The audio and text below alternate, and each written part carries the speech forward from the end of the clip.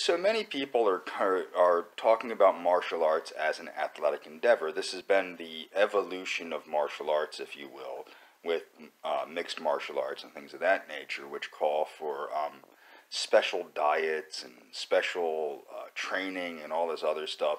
This is the concept of martial arts today.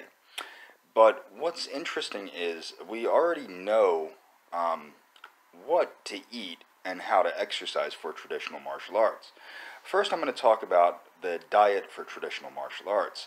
The diet for a traditional martial artist should be basically a vegetarian-based diet, maybe not vegetarian, but vegetarian-based.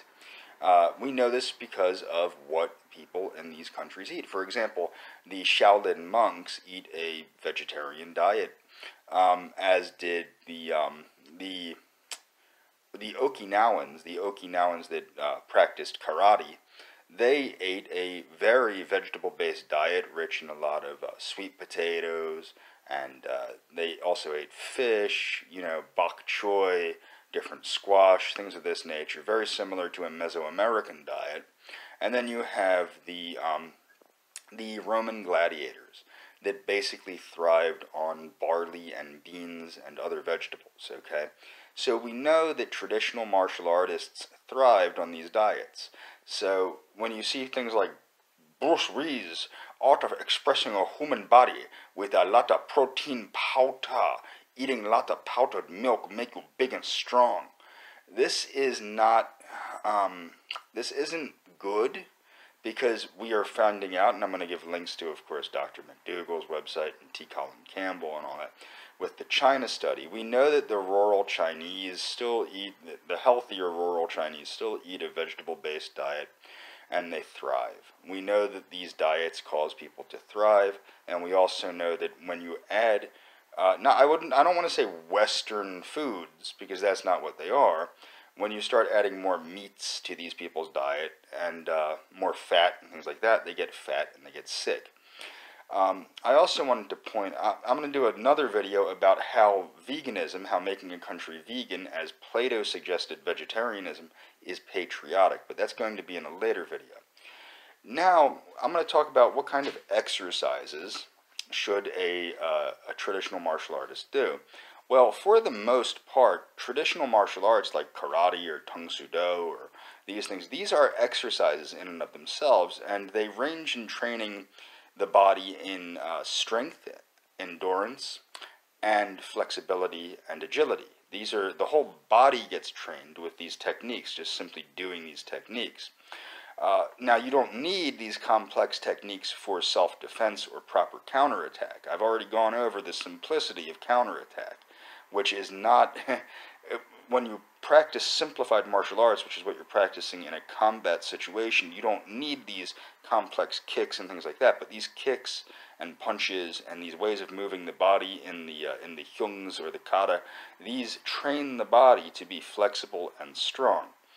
So the traditional martial arts in themselves are a complex form of exercise as they come down from the lineage of Bodhidharma and then spread throughout Asia. Bodhidharma basically brought yoga to the Shaolin Temple.